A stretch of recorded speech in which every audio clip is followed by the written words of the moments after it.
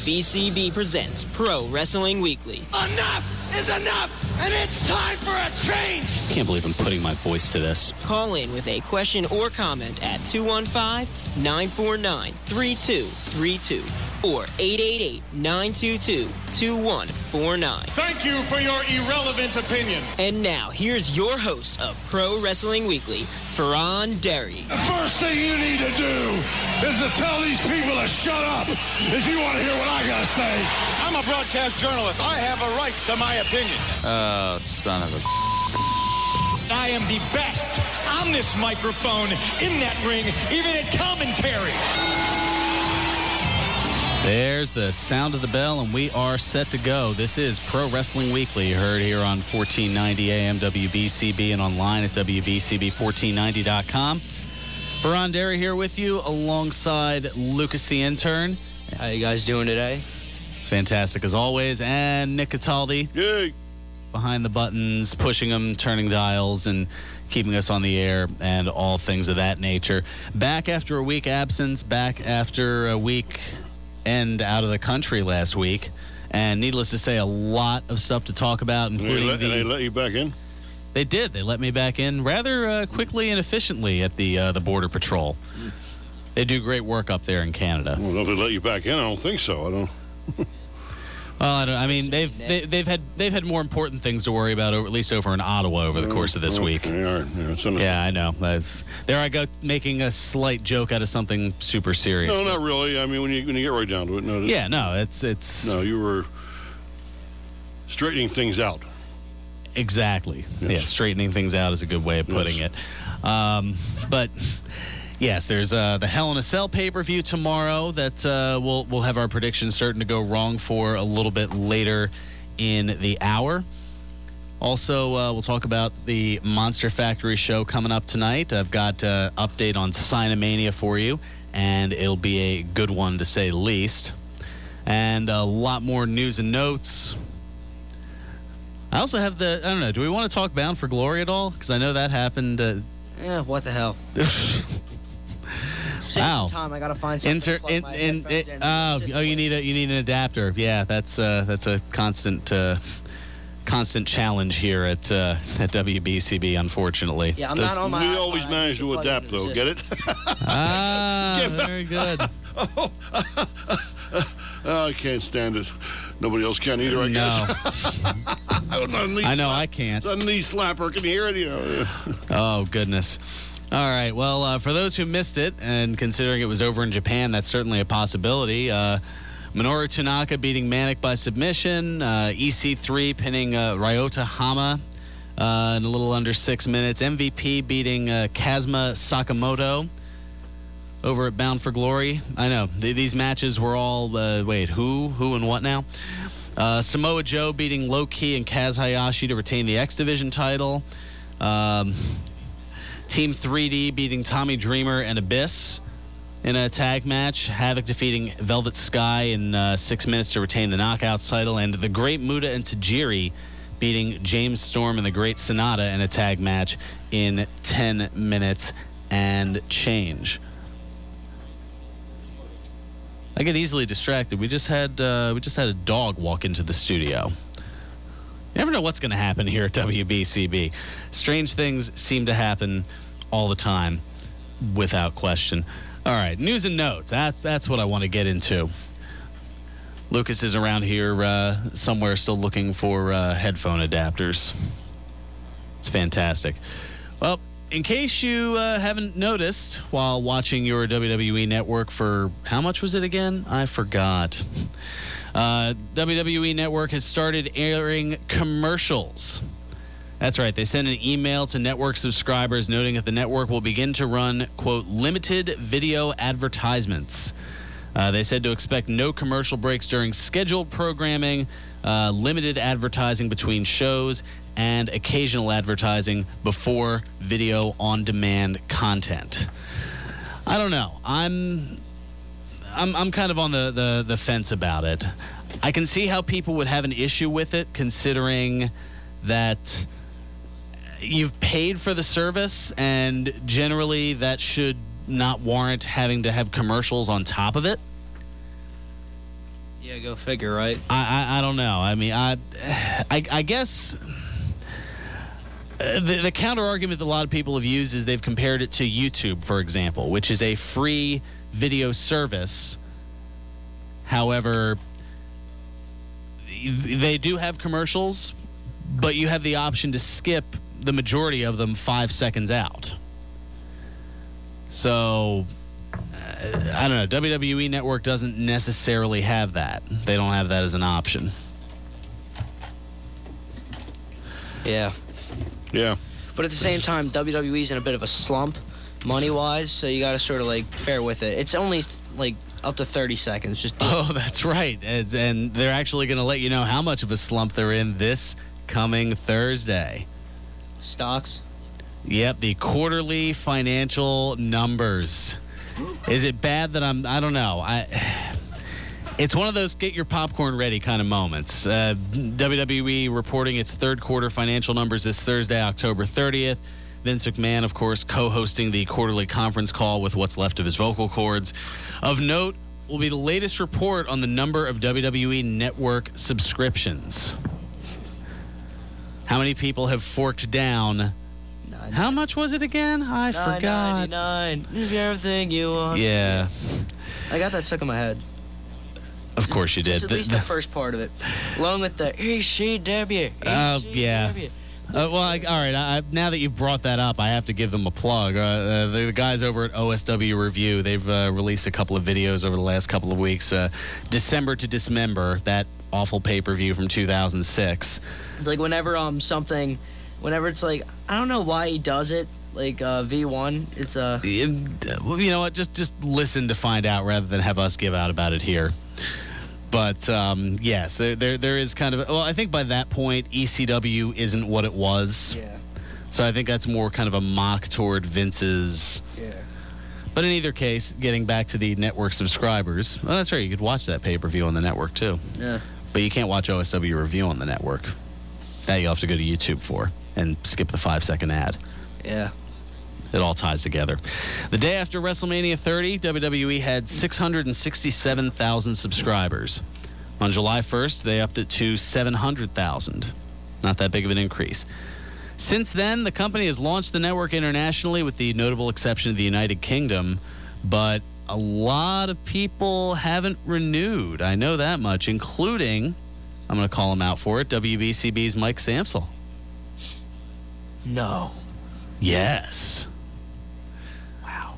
Yeah, he's he came in here last week, and we'll actually have it coming back from the break. He mentioned his fandom and the state of it, to say the least. So you'll have to hear that coming back from our first time out.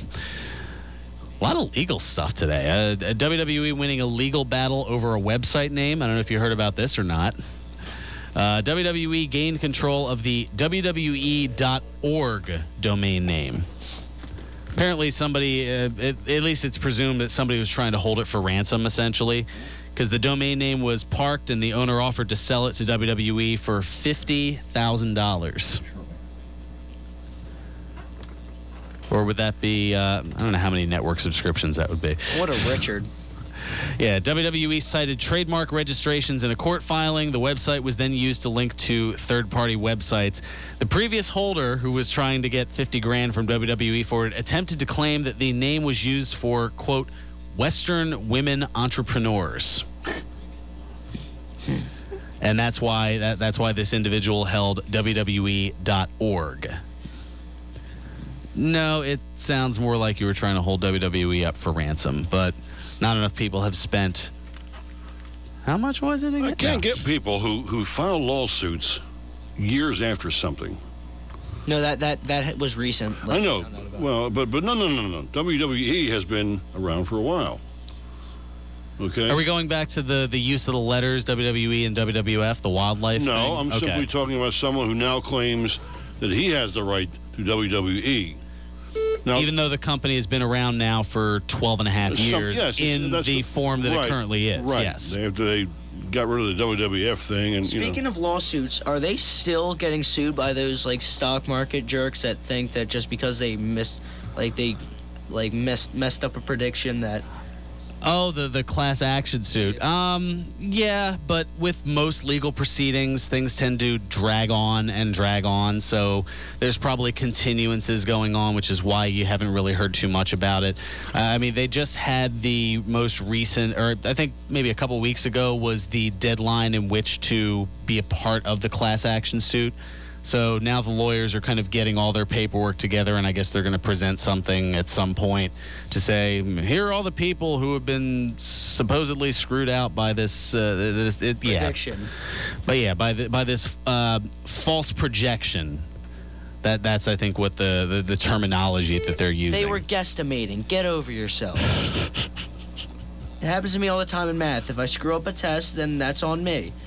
And my parents will kill me. But that's beside the point. Yeah. But you're fortunately still with us, so obviously you haven't... Yeah, exactly. I've been doing good this year. That's fortunate? Well... I'm sorry. Nick. Nothing. I slipped. I'm sorry. Yeah. I missed a 7-second delay. Get a better grip on yourself there, Nick. Slick Nick. Yeah, right. Yeah. Doing it again. Yeah. I'm sorry. It was an accident. Where was I going with this?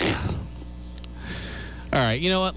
Let's take care of let's take care of our first time out. We'll see if we can get you equipped here and all ready to go. We'll get to Nick from California on the other side, and a lot more.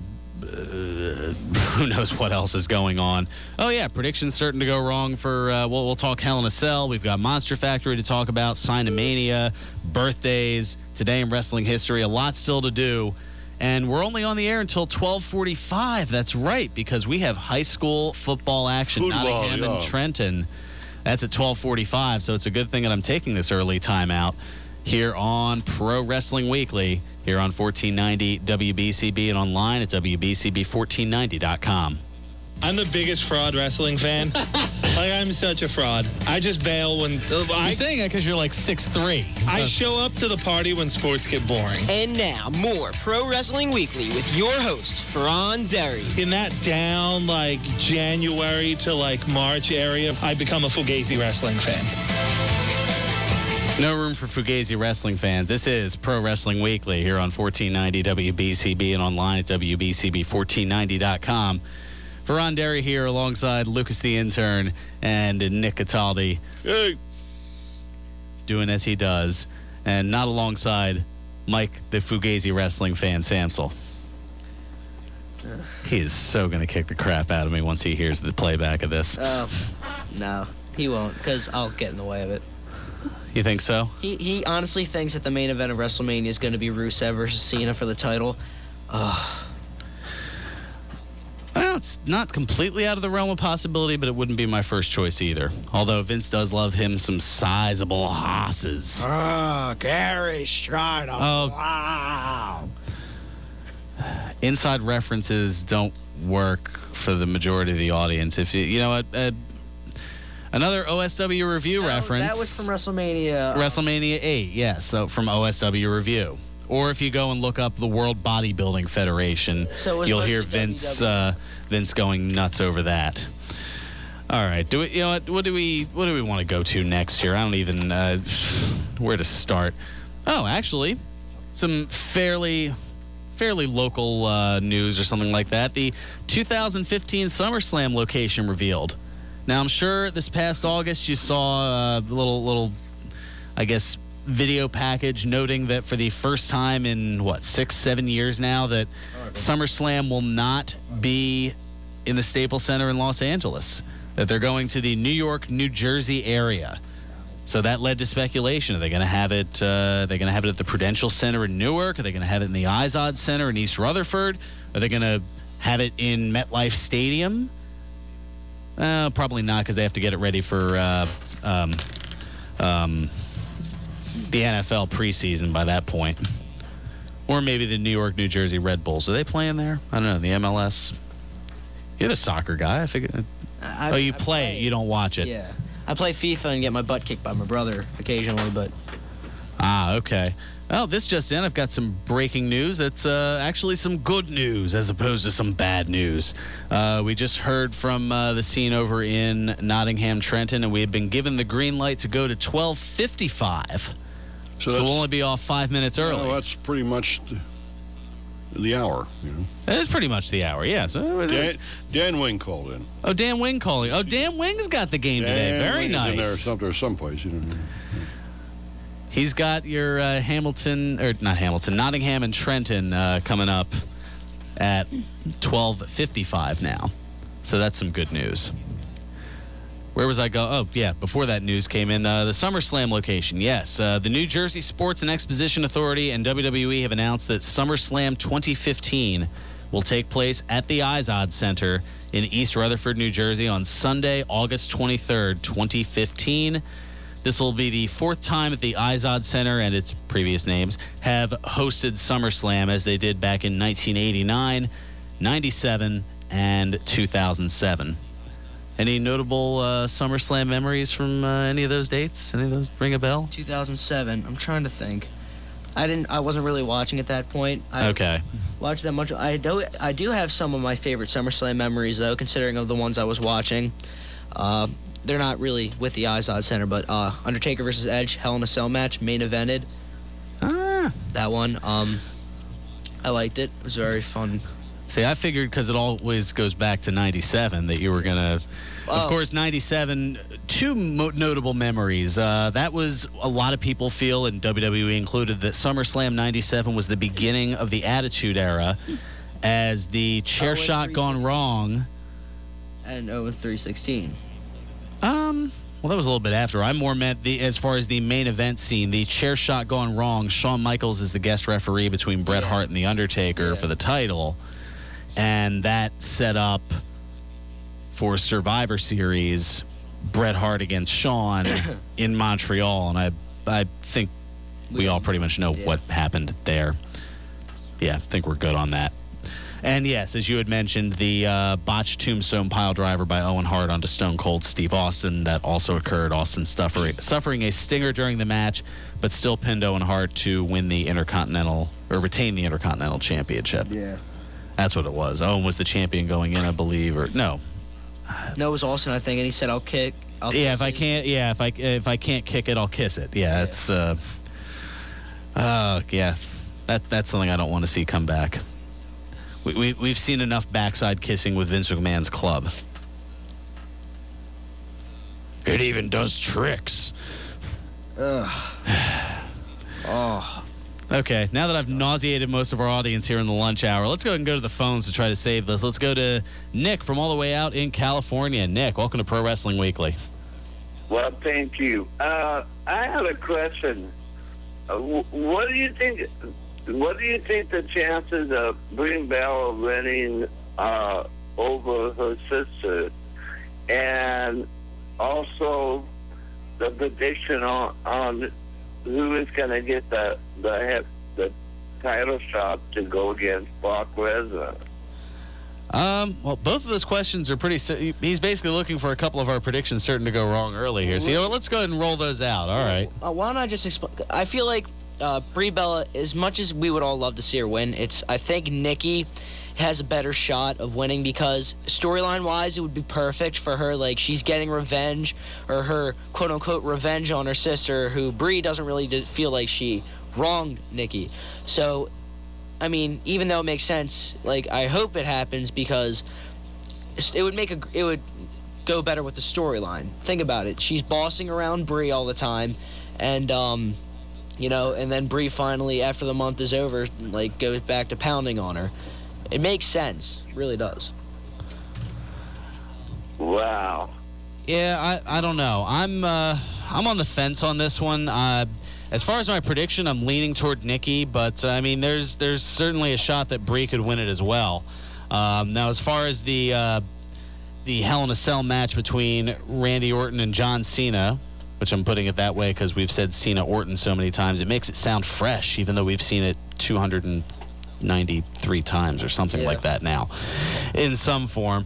The winner getting a title shot against WWE World Heavyweight Champion Brock Lesnar. Yeah, remember him? Yeah. He has the big shiny belt. Oh, you mean the guy that's trying to negotiate with UFC? Yeah, I know. What a mess that is, the state of it. I just want to bring up the fact that Samson made a good point on Thursday. He said if he signs with UFC before his contract expires, they will completely bury him. Like, he'll be losing to Zack Ryder. Woo, woo, woo, you know it. Like, Oh, but the rest of his contracted dates with WWE? Yeah, if he already signs with the UFC before, like, WrestleMania, they're going to bury him. They really will. I don't... Oh, go ahead. Go ahead, Nick, from California. I think, in a way, I think they're setting this up, Dane, with Brock Lesnar to lose because his contract is expiring. Well, is it? I don't... It expires around WrestleMania. Yeah, I mean, I don't know what his number of appearances are. There's been a lot of questions about that as far as how many dates he has, whether he's burned through a lot of them already, and that's why you're not seeing that much of him. The rumors going around are that you won't see Lesnar compete until the Royal Rumble in January. So there's a lot of speculation as what does WWE do as you've got 3 pay-per-views between now and then. You've got Hell in a Cell tomorrow night. You've got Survivor Series in November and TLC in December. And a world champion unable or possibly a company unwilling to bring out your champion for his limited appearances contract. Just, like, extend it by, like, a couple more dates and then use those dates to, like, use those dates to, like, sort of fill it, I guess. Well, it's nice to say, oh, just extend it, but that'd be something that Lesnar would have to agree to. What if he says, I'm good where I'm at. I'm okay with the contract that I've got right now. I'm the champion. I'm going to stick around in Minnesota. It's hunting season. It's fishing season. It's sable season. Well, it's always sable season. Yeah. But, like, that doesn't make sense, though, because they stripped Daniel Bryan of the title because he couldn't compete. And they're keeping the title on Lesnar, who doesn't really want to compete that much. It's just well, the difference is Bryan's injured. Lesnar is like contractually savvy. He doesn't like to travel. That's really... No, he doesn't like to travel. It is a bit of a hassle. The suitcases and the hotels and the flights and the... I don't know. Have you done much air travel in your ute? I haven't done a lot of air travel, but I've traveled a lot by car. You know, I drove 8 hours to Columbus, Ohio, to do a jazz and blues festival when I was like eighth grade. Okay. 8 hours nonstop. Not very fun. I'd rather fly. I was gonna say you're talking to someone who just drove to Canada and back, so yeah I'm with you on that, to say the least. You want to go over the rest of the predictions while we're at it? Oh, yeah, we just talked about the match, but, we'll save that one because it's one of the main events. Yeah. Let's see here. Thank you so much, Nick, for the call. We're also going to get rolling here as we're already more than halfway through the show. Crazy to think. So, yes, Brie and Nikki Bella, we're both thinking Nikki on that one. Yeah. With the loser must become the winner's personal assistant stipulation. It would be perfect for the storyline. It really would. Yes, the Bella twins explode. Yeah, I'm not going to play the cheesy Mega Powers music for it now. Along with a lot of fanboys at home. Sheamus defending the United States title against The Miz. This is actually where we split here. I say that Sheamus retains. You? I say The Miz because, look, it might not happen soon, but, like, if Miz wins, and then put it this way, like, Sandow starts wrestling all of Miz's... I just called him midget. I call Miz's matches... No, El Torito is not on the card that we know of. If, like, let's say Miz has Sandow wrestling all of his matches on Raw and SmackDown, and then Sandow saying, you know what, I should be the one holding the title, and then it sets up for giving Sandow a push, and, like, that would... More so than him hosting Mizdow TV on the pre-show of Hell in a Cell tomorrow? Something that happens, like, that could be, like, the start of it, too. I'm not saying that it's going to happen, like, imminent, but the gears are starting to roll. Fair enough. It's good. It's good. I was going to say, we've been agreeing a little bit too much. It's good to have some heat, some controversy. Some controversy creates cash, as Eric Bischoff says. Well, I also was making these picks on no sleep, so... Who knows? I could be completely off my gourd, and I'll look like an idiot, and you'll look like the professional coming out of this. And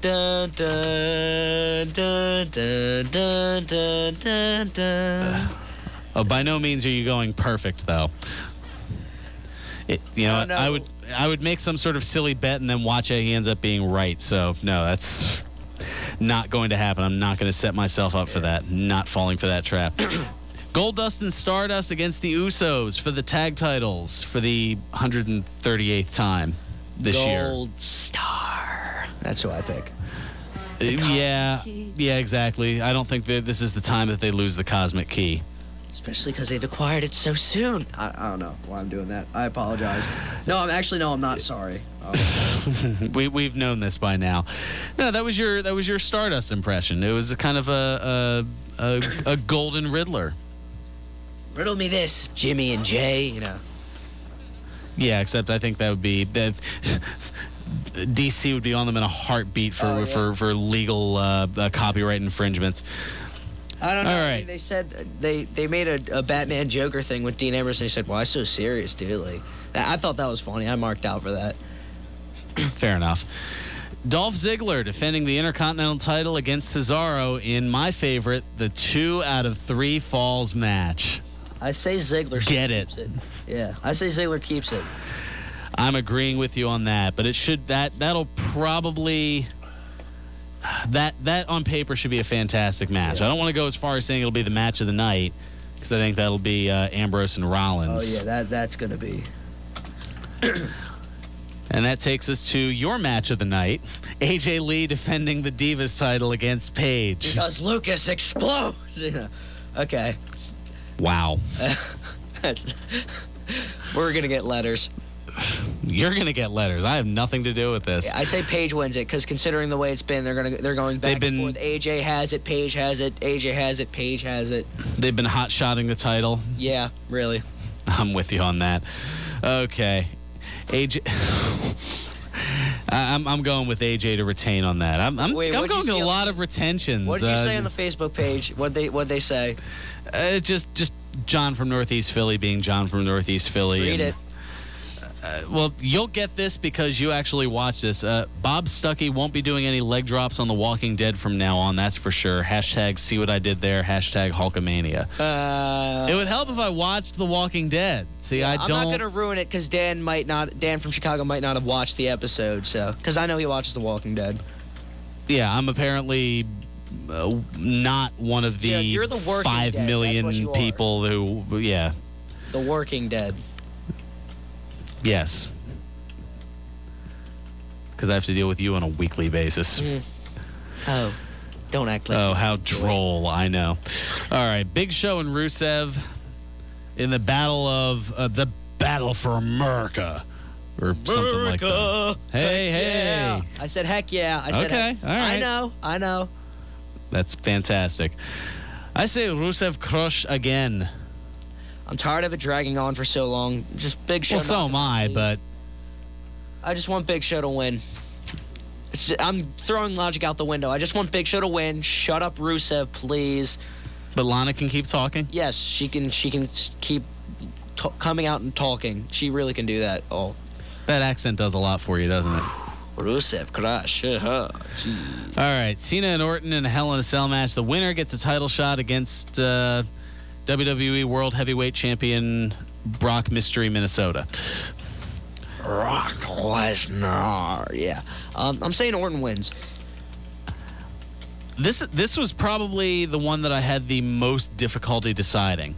Does WWE go with their tried and true, or do they capitalize on mainstream popularity, as if you've been anywhere near social media the last couple of weeks, the Vine videos, those 6-second videos or sometimes longer of Randy Orton superimposed and delivering RKOs out of nowhere to people falling have been hysterical and awesome. Yeah, the one with Steve Austin was my favorite, with Randy Orton and Steve Austin. I don't think I saw that one. That was the one we saw at midnight, remember? Where the two kids... Oh, yeah. Yeah. Okay. Stunner. Yeah. I wanted to go Orton, but it's hard to bet against John Cena. Yeah.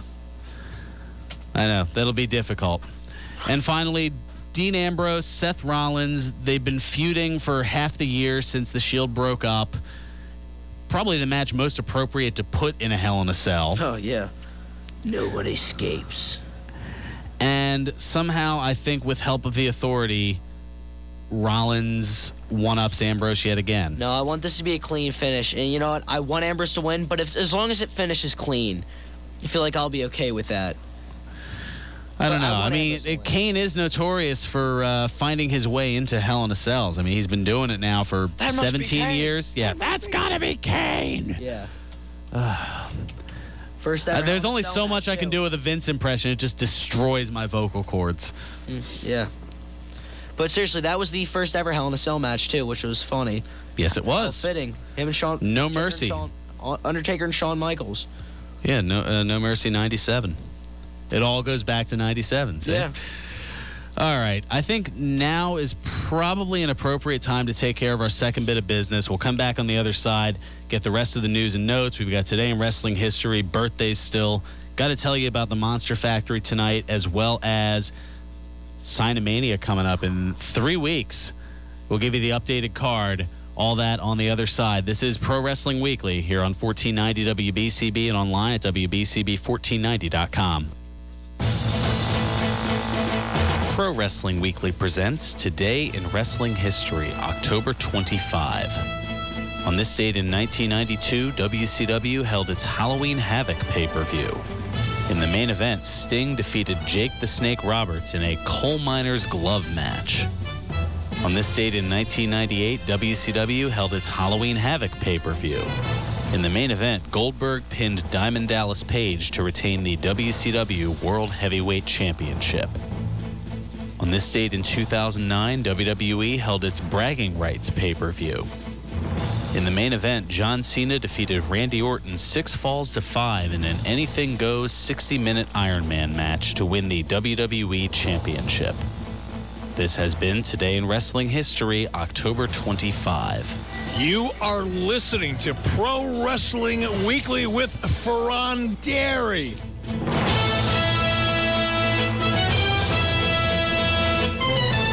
Welcome back to Pro Wrestling Weekly here on 1490 WBCB and online at WBCB1490.com. Fearon Dairy here with you alongside Lucas the Intern and Nick Cataldi.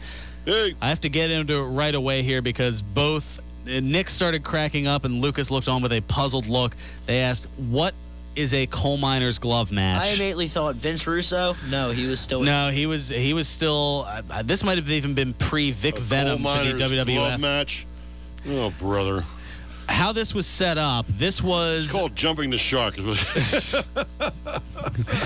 Oh, no. What they did for, I think it was Halloween Havoc 92 and 93, was they had this concept of spin the wheel, make the deal, which, if you remember Raw Roulette, it's basically like that. You spin a wheel to determine what your match stipulation was, and they happened to come up upon a coal miner's glove match, which is basically a loaded glove on a pole match. It was awful. Jake Roberts didn't last very long in WCW at that point, and his demons, they started to grow by that point in late 92, early 93. And that probably had a lot to do with it. A lot of backscene stuff to that. All right, first let me talk about tonight here. The Monster Factory back in action, featuring a 4-way Monster Mash Melee. An elimination match of Grey Wolf against Wildman Congo, against Nick Camarado, and the Monster Atu. Yeah, that is a Monster Mash Melee, to say the least. That is 4 beasts in the ring. That should be interesting. Also on the card... Doesn't break. Definitely. Also on the card, Supersonic Champion Mikey Webb defends against War. That's... Benchmark Bill Daly facing one half of AC Rock, Shaheem Ali. Party Rock. Let's go. Eddie Bandito Jr., not sure who he is, goes against Ricky Rocks in Supersonic action.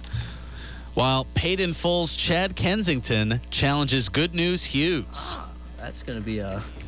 I mean, someone's name is now Good News for a change. Yeah, Good News Hughes. I mean, bad His news. trademark mustache. Bad news guys that have been over the years. Well, Bad News Barrett's been injured, yeah, and Bad News Brown from back in the day. There was also back in basketball, there was Bad News Barnes, and you know. Mean Joe Green. No, I'm not about bad news. Yeah. I know, but like bad just news everything here. spelled like bad for people. Right. Like Mean Joe Green. No, I'm talking strictly bad though. You know, bad news. So And in a a- guy named Good News, that's pretty good. Yeah. And I in mean, a- you're not going to have a nice Joe Green. Good news, everyone. You know. Yeah, I don't think we're having a Farnsworth anytime soon. wish. And in a double main event, the Factory's Finest face Cliff Compton, former WWE alum, and the Blue Meanie. Okay. We're good. While Luis the Punisher Martinez defends the Monster Factory Heavyweight Championship against six-time All-American Billy Damiana. He's back. And as if all that wasn't enough, if you go to the Monster Factory show tonight at 7 o'clock and bring your ticket stub back the next night, you can watch WWE Hell in a Cell for free with some of your favorite Monster Factory wrestlers. More information available at monsterfactory.org. Should be a fantastic time. I know I'll be there. Yeah. So will I. I was going to say, don't sound so enthused or anything. Yeah. Sorry, I'm just like, I'm thinking. I know. You're thinking, you're tired, you just got finished playing a soccer game. I have so much stuff to do before we go. Before we roll out of here. I still have to get everything ready for my Raven. Like, I have everything except for the wig. I'm going, I'm not telling you what I'm going dressed as because there might be people from the factory. Oh, that's right. Yeah, show up in costumes and whatnot. That's going to be the other thing. And also, coming up 3 weeks from now, Saturday, November 15th, we've got Sinomania 8 at Bucks County Technical High School, 610 Worcester Road, Fairless Hills, PA. The announced guests so far, former WWF Tag Team Champions Matt and Jeff, the Hardy Boys. You're excited for that. The Steiner brothers, Rick and Scott, former WWE superstar previously known as Alberto Del Rio, King Kong Bundy, Stevie Richards, Sid Vicious, former WWF champion, Brian Knobbs and Jerry Saggs, the Nasty Boys, Kurt Hawkins, former WWE superstar, the Queen of Extreme, Francine, little ECW representation, Ricardo Rodriguez, the former announcer for Del Rio, they'll be united, ECW's Sabu, longtime WWE announcer Howard Finkel. The Fink will be at Sinomania. The Boogeyman, the Blue Meanie, we just mentioned, will be at the Monster Factory tonight, and he'll be at Sinomania. And also added since we were last on the air, Gail Kim, Velvet Sky, got to get some more lady representation in there. Bully Ray from TNA, Rob Van Dam, Mr. Monday Night, Drew McIntyre, Samsel's boy, former WWF Tag Team Champions Axe and Smash of Demolition. Yeah. Ethan Carter III from TNA, Nick Dinsmore, formerly known as Eugene, and WWE Hall of Famer Nikolai Volkov. All that at Sinomania 8, just 3 weeks away. And of course, courtesy of George's Cards and Collectibles, check out George's 3 locations for all your sports and wrestling memorabilia needs. Their original store at 7755 New Falls Road in Levittown, in the Oxford Valley Mall in the Sears Court on the lower level, and their newest location in the Neshaminy Mall in the movie theater wing. For more information on Sinomania 8, give George's a call at 215-943-2475 or visit them on the web at georgescollectibles.com. And one added thing, I just had it confirmed that we will be broadcasting live Saturday, November 15th from 12 to 1 at Sinomania at Bucks County Technical High School. We will be in attendance for that. Wow. I've been waiting 3 days to announce that. I was just because I wanted to see your reaction on the air. Lucas just has an ear-to-ear bleep-eating grin right now. Just it's like somebody on The Price is Right winning a new car. Like, it's just that level of excitement. And he's lost his headphones, and I think we've lost him for a little bit. He's gonna be he'll be bouncing off the walls for a while. We'll have to see what we can do about containing him.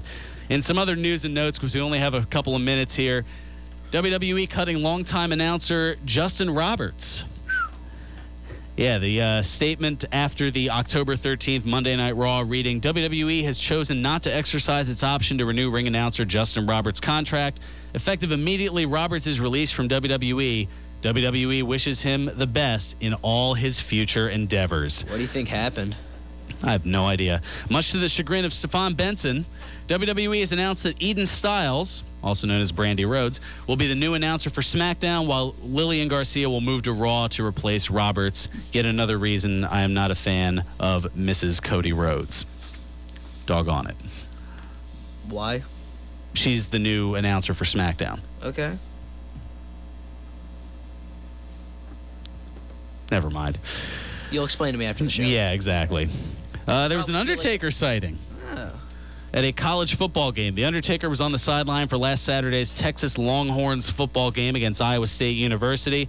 A picture was shown on Twitter of Taker giving the hook 'em horns hand gesture to the camera. Texas beat Iowa State 48-45. How about that? All right, just enough time for some birthdays. Nothing to add to that? All right. I'm just waiting for you to You're start. just waiting for me to start? Okay. You're still chomping at the bit from the Sinomania announcement. On this date in 1965, Charles Skaggs, former 4-time ECW World Television Champion, previously known in the WWF as Flash Funk and in WCW and ECW as Too Cold Scorpio, turns 49 today. And that's right, he was inducted into the Hardcore Hall of Fame earlier this year at the Wrestling with Disaster show that we went to. That was a blast. 1966, former 3-time ECW Tag Team Champion, 2-time WCW Tag Team Champion, and 2-time WWF Hardcore Champion Perry Saturn turns 48 today. Wasn't he a part of Raven's Flock, too? He was. He was part of Raven's Flock. Wasn't Billy Kidman part of that, too? He was, yes. Now he's a road agent, I believe, for WWE. And on this date in 1979, current WWE diva Rosa Mendez turns 35 today. Spicy. Yes. And unfortunately, you'll have to wait till tomorrow for another birthday of your favorite anti-hero. Yeah, he has a birthday tomorrow.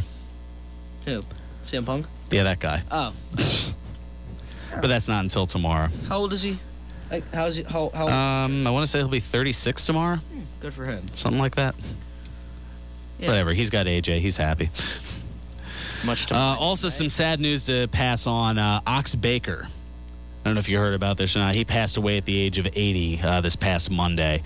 Baker feuded with Randy Savage during his career, wrestled Hulk Hogan and Jimmy Superfly Snuka, among many others. Baker, also known in the acting world, he had the role of Slag in the gladiator-style fight scene from the 1981 movie Escape from New York.